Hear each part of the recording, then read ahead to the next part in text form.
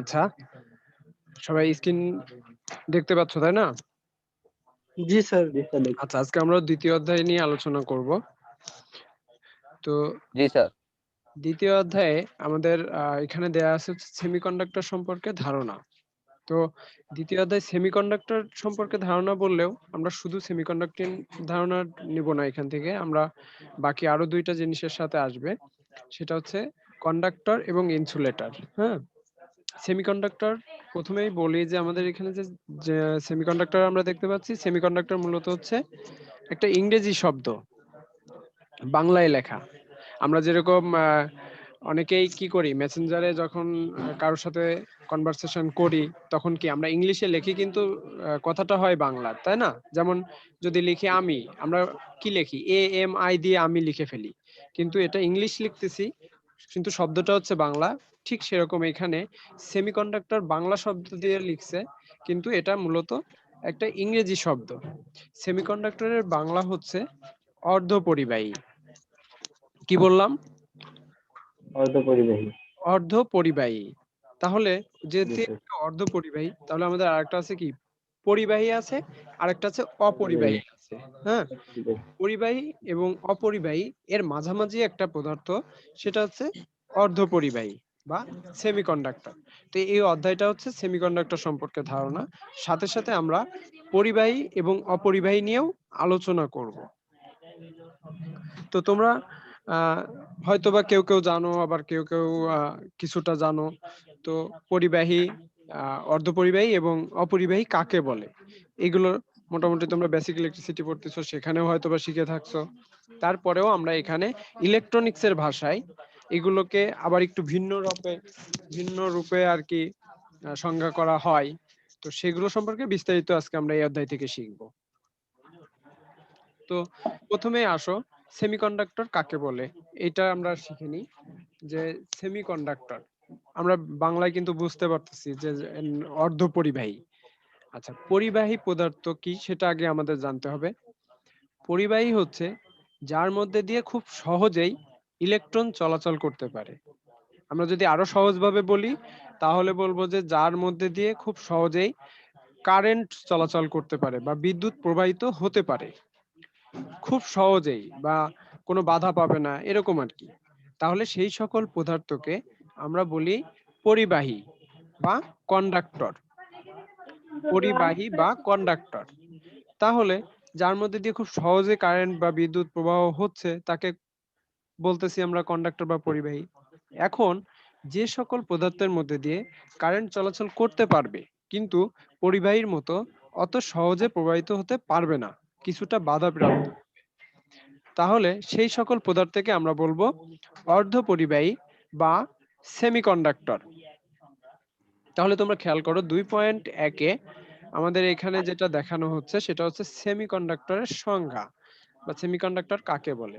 তাহলে আমরা বলতে পারি যে সমস্ত পদার্থের মধ্যে দিয়ে একটা স্বাভাবিক তাপমাত্রায় বিদ্যুৎ প্রবাহিত হতে পারে না, বা যে সমস্ত পদার্থকে অপরিবাহী বলে। আচ্ছা, এখানে বলছে বিদ্যুৎ প্রবাহিত হতে পারে না স্বাভাবিকভাবে, বিদ্যুৎ প্রবাহিত হতে পারে কিন্তু স্বাভাবিকভাবে বা পরিবাহীর মতো অত সহজে প্রবাহিত হতে পারে না, সেই সকল পদার্থকে আমরা বলবো হচ্ছে অর্ধপরিবাহী বা সেমিকন্ডাক্টর। তাহলে আমরা কি এখন বুঝতে পারলাম যে পরিবাহী এবং অর্ধপরিবাহী এই দুইটার মধ্যে পার্থক্য কি? ক্লিয়ার সবাই আমরা? Hello sir. হ্যাঁ বলো। স্যার আমরা মানে বেসিক ইলেকট্রিসিটির মধ্যে স্যার পরিবাহী, অপরিবাহী, অর্ধপরিবাহী পড়ছি। তো স্যার পড়ছো? ওইটার অ্যানসারটা কি এখানে লিখলে কি স্যার সেটা হবে? হবে, কিন্তু এখানে একটু পার্থক্য আছে। ইলেকট্রনিক্স এর ভাষায় একটু আলাদা ভাবে তোমাকে লিখতে হবে, সেটা আমরা একটু পরে যাচ্ছি। হ্যাঁ, যে ওইটা কিভাবে লিখবা। জি স্যার। কিন্তু তার আগে দেখো, আমরা যেটা পড়লাম এটা তো বুঝতে পারছি যে পরিবাহী কি অর্ধপরিবাহী কি। আচ্ছা, আরেকটা বিষয় চলে আসে, সেটা হচ্ছে অপরিবাহী বা ইনসুলেটর। অপরিবাহীকে আমরা কি বলি? যার মধ্যে দিয়ে বিদ্যুৎ প্রবাহিত হতে পারে না। ঠিক আছে? জি তো স্যার। সেই সকল পদার্থ কিরকম কি হতে পারে বলো তো দুই একজন? রাবার, প্লাস্টিক, পেপার, হ্যাঁ স্নোকাট, হ্যাঁ, গ্লাস, প্লাস্টিক, তারপরে কাঠ, কাঠ, শুকনা কাঠ, হ্যাঁ, এই জাতীয় পদার্থ কাঠমাল। যেগুলো এর মধ্যে দিয়ে বিদ্যুৎ প্রবাহিত হতে পারে না, সেই সকল পদার্থকে আমরা বলি অপরিবাহী বা ইনসুলেটর। এখন এগুলো আমরা মোটামুটি কিন্তু জানি যে পরিবাহী বা কন্ডাক্টর, অর্ধপরিবাহী বা সেমিকন্ডাক্টর, ইনসুলেটর বা অপরিবাহী, এগুলো কাকে বলে। তো এখন ইলেকট্রনিক্স এর ভাষায় যদি আমরা বলতে চাই, তাহলে আমাদের চলে আসবে যে ইলেকট্রন বিন্যাস।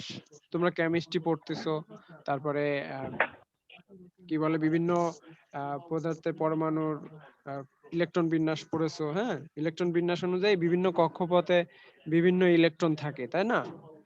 তো লাস্ট অরবিটে, আচ্ছা আমরা একটু দেখে আসি। এই যে এখানে দেখো, আমরা এই যে একটা চিত্র দেখতে পাচ্ছি, সিলিকন।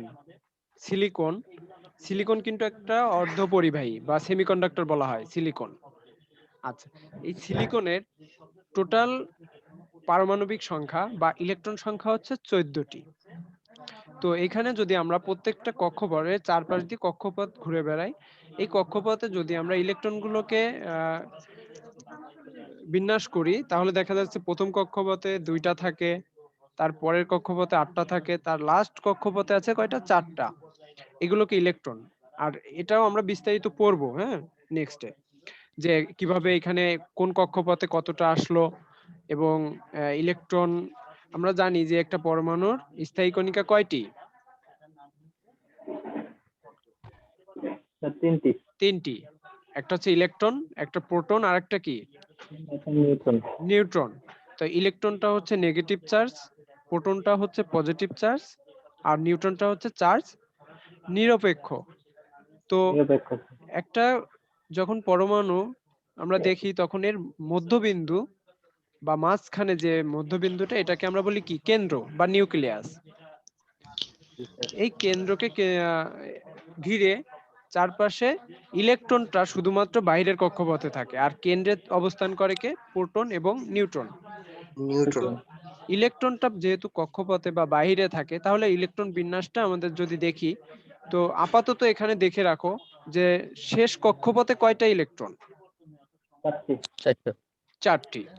তো সিলিকনের পারমাণবিক সংখ্যা 14টি হয়। ইলেকট্রন বিন্যাস করে দেখা যায় যে লাস্ট অরবিটে 4টি ইলেকট্রন থাকে।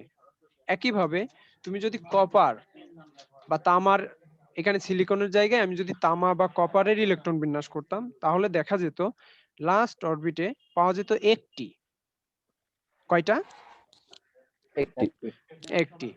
একইভাবে যদি ইনসুলেটর বা অন্য কিছু করতাম, রাবার বা কাঠ, এই জাতীয় যদি অন্য কোনো ইনসুলেটর পদার্থ করতাম, তাহলে দেখা যেত একইভাবে এর লাস্ট অরবিটে বা শেষ কক্ষপথে ইলেকট্রন পাওয়া যেত 4টার বেশি, 5টা, 6টা, 7টা, এরকম।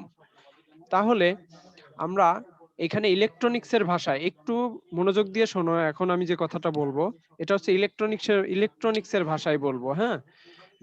যে সকল পদার্থ, যেমন সিলিকন কি একটা পদার্থ, কপার, তামা কি একটা পদার্থ, তাহলে যে সকল পদার্থের লাস্ট কক্ষপথে ইলেকট্রন সংখ্যা শুধুমাত্র 4টি থাকবে, সেই সকল পদার্থকে আমরা সেমিকন্ডাক্টর বা অর্ধপরিবাহী বলবো।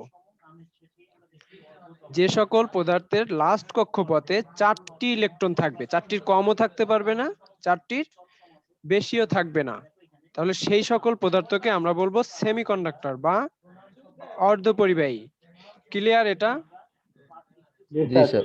এটা হচ্ছে পরমাণুর ইলেকট্রন বিন্যাসের সাপেক্ষে আর কি, ইলেকট্রনিক্সের ভাষায় এইভাবে আমরা বলবো যে পরমাণু তত্ত্ব অনুযায়ী ইলেকট্রনিক্সে যে পরমাণুর ইলেকট্রন বিন্যাসের পর লাস্ট কক্ষপথে যদি 4টা ইলেকট্রন পাওয়া যায়, সেই সকল পদার্থকে বলা হয় সেমিকন্ডাক্টর বা অর্ধপরিবাহী।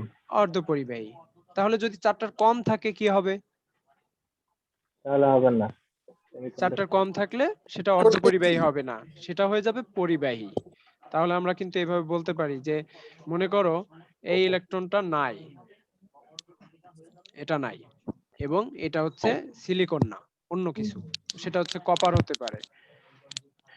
ঠিক আছে, কপার হয়ে গেল। স্যার লাস্ট কক্ষপথে 4টা থাকলে কি সবকটাই সব যতগুলো আছে মৌল সবকটাই কি অর্ধপরিবাহী হবে? হ্যাঁ, অর্ধপরিবাহী হবে। ইলেকট্রন বিন্যাস করার পর যদি লাস্ট কক্ষপথে 4টা পেয়ে যাও, 4টার কম বা বেশি না, জি। শুধু 4টা পেয়ে যাও, তাহলে সেটাই অর্ধপরিবাহী বা সেমিকন্ডাক্টর। ও, ঠিক আছে, একইভাবে যদি তুমি এরকম ইলেকট্রন বিন্যাস করে 4টার কম পাও, লাস্ট কক্ষপথে 3টা পেয়েছো বা একটা পেয়েছো, শুধুমাত্র একটা, তাহলে সেটা হয়ে যাবে পরিবাহী বা কন্ডাক্টর। আবার যদি পরমাণুর লাস্ট কক্ষপথে আমরা 4টার বেশি পাই, মনে করো এখানে আরেকটা আছে অথবা এখানে আরেকটা আছে, অপরিবাহী। তাহলে সেটা হয়ে যাবে অপরিবাহী বা ইনসুলেটর। ঠিক আছে, তাহলে ইলেকট্রন মতবাদ অনুযায়ী ইলেকট্রনিক্স এর ভাষায় আমরা বলতে পারি যে যে সকল পরমাণুর লাস্ট কক্ষপথে 4টি থাকবে তাকে সেমিকন্ডাক্টর, যে সকল পদার্থে 4টি কম থাকবে তাকে কন্ডাক্টর, এবং 4টার বেশি থাকলে তাকে ইনসুলেটর বলা হয়। পারবো সবাই? জি স্যার। এখানে কারোর কোনো কনফিউজ আছে আর? না স্যার।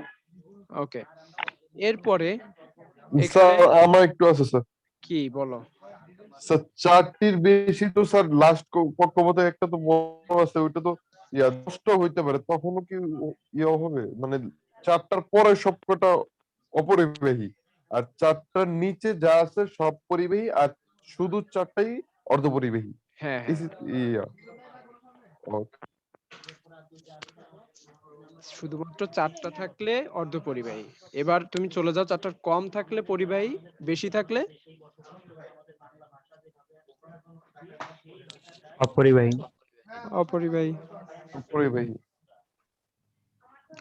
ঠিক আছে, জি স্যার। আচ্ছা।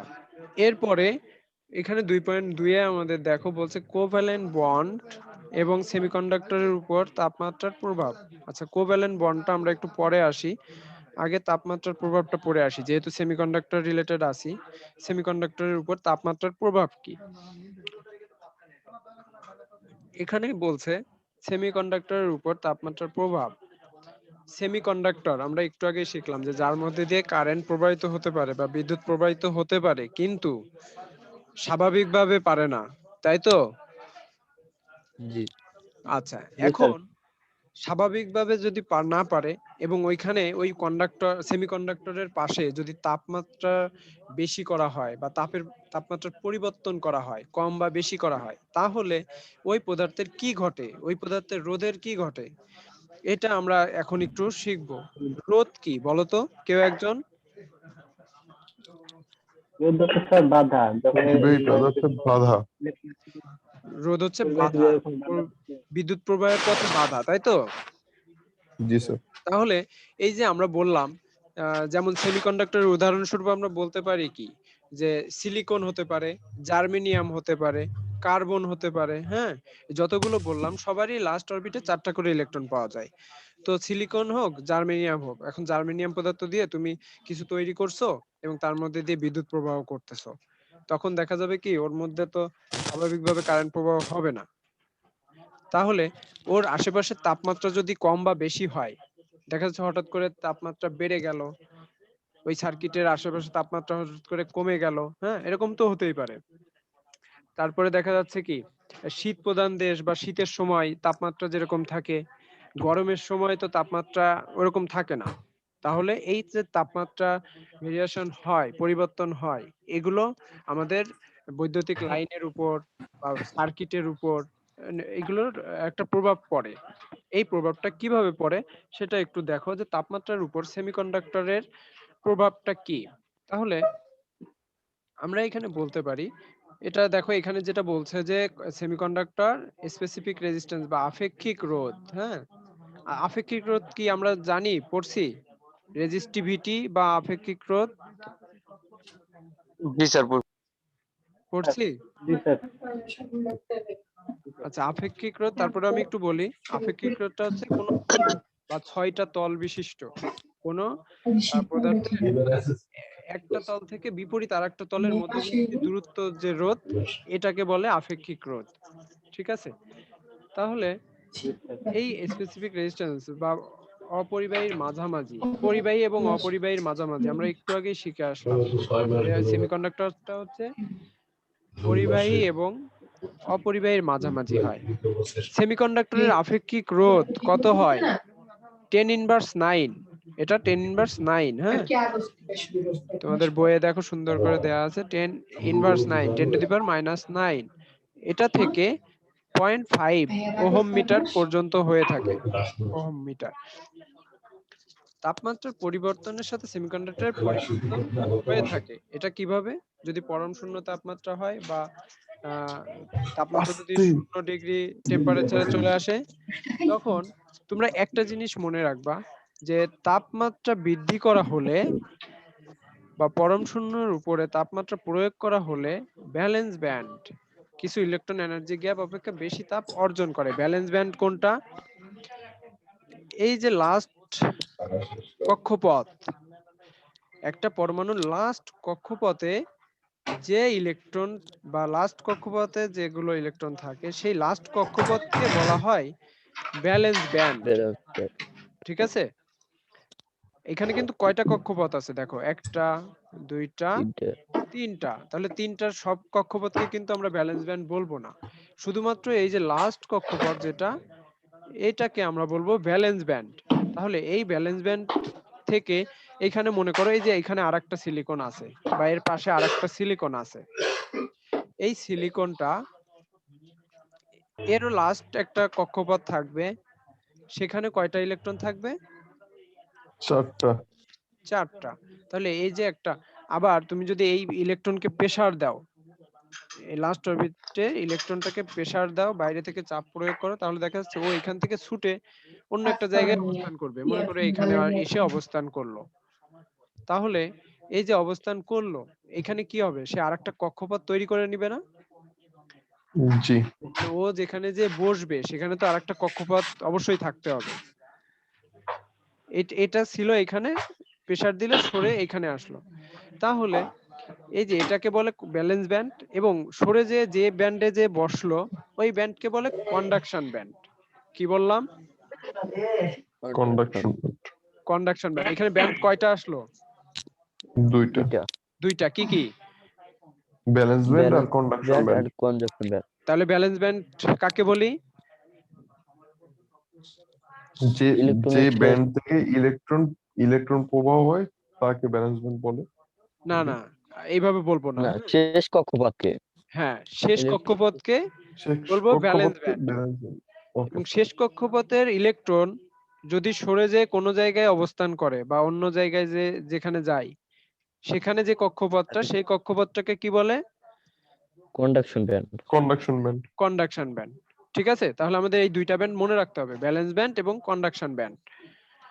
আচ্ছা, এখন চলে আসো, তাহলে এই যে ব্যালেন্স ব্যান্ড, এটা কিছুটা এনার্জি গ্যাপ অপেক্ষা বেশি তাপ অর্জন করতে পারে। যেমন এই যে ব্যালেন্স ব্যান্ড এবং কন্ডাকশন ব্যান্ড, এই দুইটার মাঝে একটা গ্যাপ থাকে না?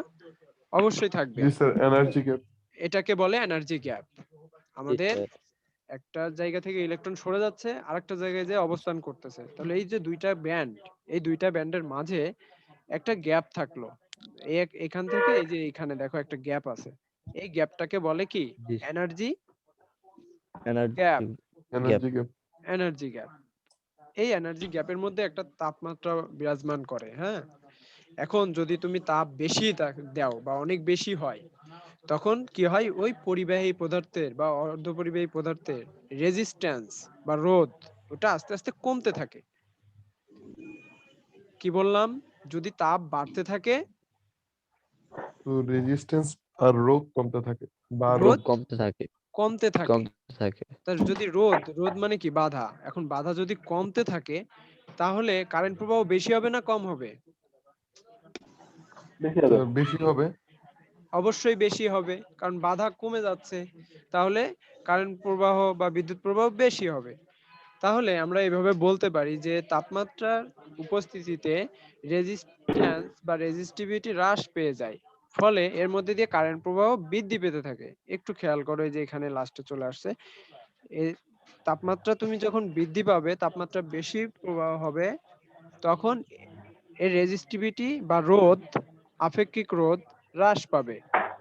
হ্রাস পাওয়া মানে কি? কমে গেল। ফলে কারেন্ট প্রবাহ বৃদ্ধি পাবে। তাপমাত্রা যদি আরো বৃদ্ধি করা হয়, ব্যালেন্স ব্যান্ড হতে পানির মধ্যে ফেটে গেল, আরো ইলেকট্রন কন্ডাকশন ব্যান্ডে যাবে, পানির মধ্যে ফেটে গেল। পরে কারেন্ট প্রবাহ কি হবে? আরো বৃদ্ধি পাবে। এটা কি ক্লিয়ার আমরা? জি স্যার। পানির মধ্যে সাঁতার কেটে জি কিন্তু স্যার। লবণ দিতে ভুলে গেছে। বুঝতে পারছি? জি স্যার। জি স্যার। এটাই কিন্তু জি আমাদের স্যার। মেইন কথা, এই যে এখানে যে চলে আসলো, যে তাপমাত্রা রেজিস্টিভিটি, তাপমাত্রা যত বৃদ্ধি পাবে বা তাপমাত্রা বৃদ্ধি করা হলো, তখন আমাদের রেজিস্টিভিটি বা রোধ কমে যাচ্ছে, ফলে কারেন্ট প্রবাহ বেড়ে যাচ্ছে। আবার যদি তাপমাত্রা আরো বৃদ্ধি করা হয়, তাহলে আমাদের কারেন্ট প্রবাহ আরো বৃদ্ধি পাবে, কারণ রেজিস্ট্যান্স আরো কমে যাবে। তো সেমিকন্ডাক্টরের উপর এটাই হচ্ছে আর তাপমাত্রার প্রভাব। যেহেতু তাপমাত্রা ইসের সাথে রোদের সাথে কমে যাচ্ছে, তাপমাত্রা বাড়লে রোদ কমে যাচ্ছে, তাহলে আমরা এটা বলতে পারি যে রোদ হচ্ছে তাপমাত্রা সহগ নেগেটিভ, নেগেটিভ হচ্ছে। তাহলে কি আমরা যদি পরীক্ষায় আসে যে সেমিকন্ডাক্টরের উপর তাপমাত্রার প্রভাব লিখো, তাহলে কি লিখতে পারবো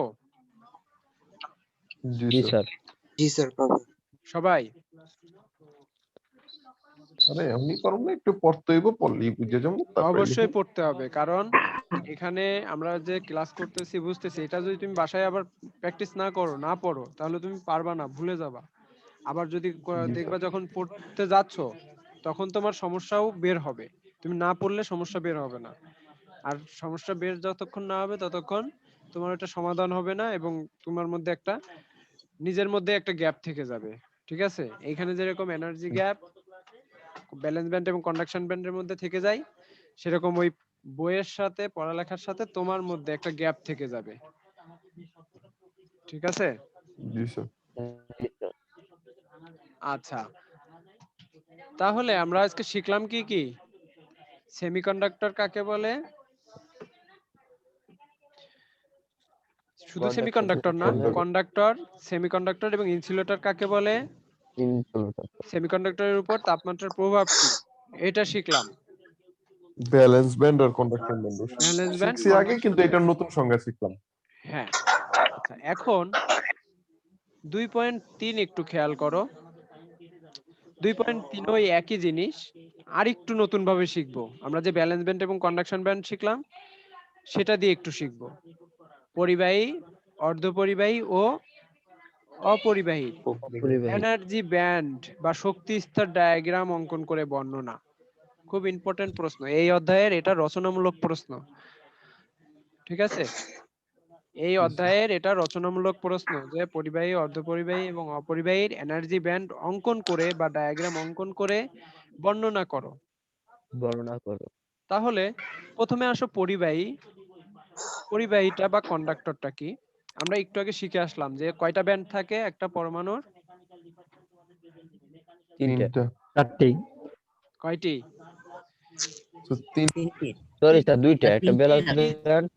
শোনো, 3টি, 4টি, 5টি হতে পারে, কিন্তু মূলত আমাদের ব্যান্ড হিসাব করা হবে 2টা। একটা হচ্ছে লাস্ট অরবিট, যেটা সেটা ব্যালেন্স ব্যান্ড, আর একটা হচ্ছে ইলেকট্রন যেখানে যে অবস্থান আর করবে একটা সেটা কন্ডাকশন ব্যান্ড। Conduction band. ঠিক আছে? তাহলে আমরা এই লেখার দিকে খেয়াল করব না, আমরা এই চিত্রটার দিকে একটু খেয়াল করব। হ্যাঁ, আমি যেভাবে বলবো এটা যদি বুঝতে পারো তাহলে তুমি লিখতেও পারবা। তো এটাকে বলে এনার্জি ব্যান্ড ডায়াগ্রাম কন্ডাক্টরের জন্য বা পরিবাহীর জন্য। এখন একটু খেয়াল করো, এখানে 2টা ব্যান্ড আছে। 2টা ব্যান্ডের মধ্যে এই যে এইখান থেকে এই পর্যন্ত একটা ব্যান্ড, আর এইখান থেকে এই পর্যন্ত একটা ব্যান্ড। মানে বিষয়টা হচ্ছে এরকম, যে একটা ব্যান্ডের উপর আরেকটা ব্যান্ড অবস্থান করছে। মনে করো তুমি তোমার বইয়ের উপর তোমার মোবাইলটা রেখে দিছো, তাহলে কি হবে? ওই বইয়ের কিছুটা জায়গা মোবাইলটা নিয়ে অবস্থান করবে না? জি স্যার।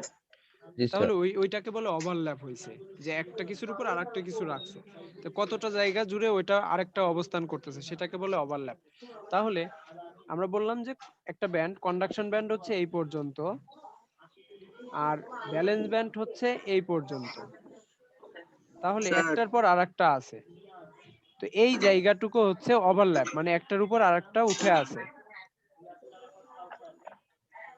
বুঝতে পারছি কি? জি জি স্যার। স্যার। স্যার হুম, জি বলো। স্যার। স্যার এটা স্যার স্যার আমার আরেকবার স্যার বলে এটা দিন। সমস্যা তো স্যার, আমি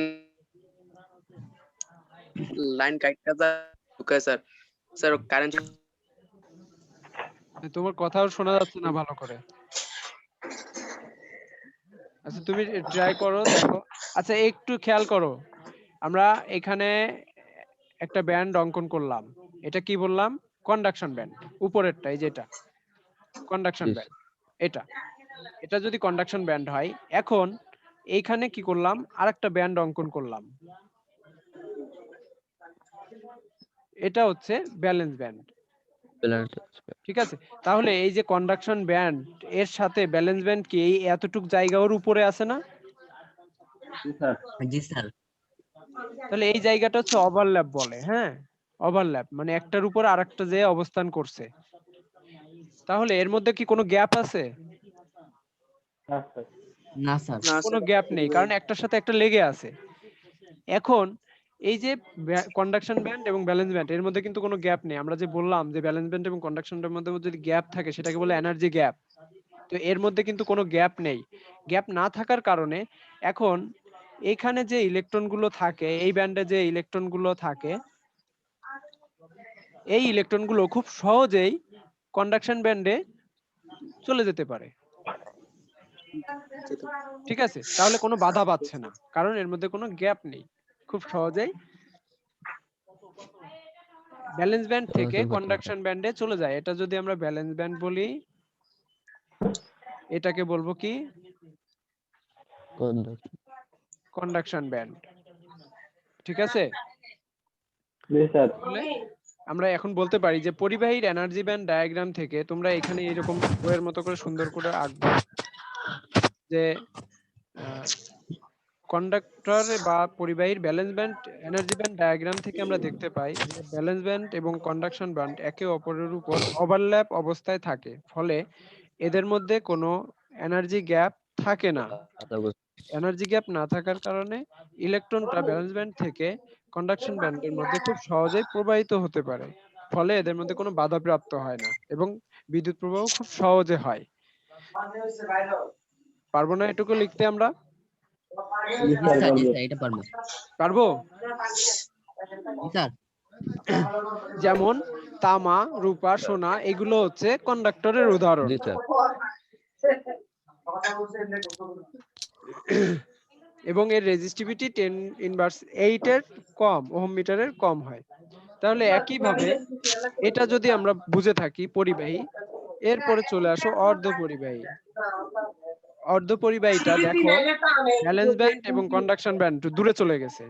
আগেরটাই কি ছিল? একটার উপর একটা একসাথে লেগেছিল, তাই না? জি এখন কি হচ্ছে? ব্যালেন্স ব্যান্ড থেকে কন্ডাকশন ব্যান্ডটা একটু দূরে, মাঝখানে গ্যাপ হয়ে গেছে। মাঝখানে একটা গ্যাপ হয়ে গেছে। এই গ্যাপটাকে বলে ফরবিডেন গ্যাপ বা এনার্জি গ্যাপ। এই গ্যাপটা কতটুকু? মুজাহিদ তোমার মাইক বন্ধ করো ভাই। 1 মুজাহিদ তানজিম। Electron volt. হ্যাঁ, মুজাহিদ সবাই মিউট করে রাখো। তো ওইখান থেকে সবাইকে মিউট করে কয়েক দাও। মাসের জন্য মুজাহিদ টিভি মনে হয় চলে। মাইক কই জানি গেছে। তাহলে এখন দেখো অর্ধ পরিবাহী, আমাদের আর 4 মিনিট ক্লাস আছে। কিছু শুনি না। দিয়ে দেখো এদিকে। আমাদের যে কোনো সময় যাইতে হবে ভাই। স্যার আপনি সবাইকে মিউট করে দেন। মুজাহিদ তাই তো না। কাজ করে গেছে। মুজাহিদ মুজাহিদ মনে নাই। শোনা যায় না নাকি? তার নাম কি যেমন মরি গই। কাটাগুলি করতে হবে। শুনতে পাচ্ছ তোমরা? না স্যার, আরেকজনের কথা শুনুন। সরি মুজাহিদ ওখানে চিৎকার করছে। মুজাহিদ মনে হয় নাই। আর ওইটা স্যার মনে হয় স্যার ওই মাইকে ওপেন করে ছিলেও গেছে গা, আর এই পড়ার দিকে আর নাই। ওই স্ক্রিনশট দাও তো যে এত নয়েজ করতেছে, ওকে আমি মার্ক করব, পরে ধরবো। স্ক্রিনশট দিয়ে গ্রুপে আমাকে দিয়ে দিও। আর খেয়াল করো, যদি আমরা পরিবাহীটা বুঝে থাকি তাহলে অর্ধপরিবাহী বুঝতে পারবো। অর্ধপরিবাহীটা হচ্ছে, দেখো একটা গ্যাপ সৃষ্টি হয়ে গেছে এবং এই গ্যাপটা কত 1 ইলেকট্রন ভোল্ট।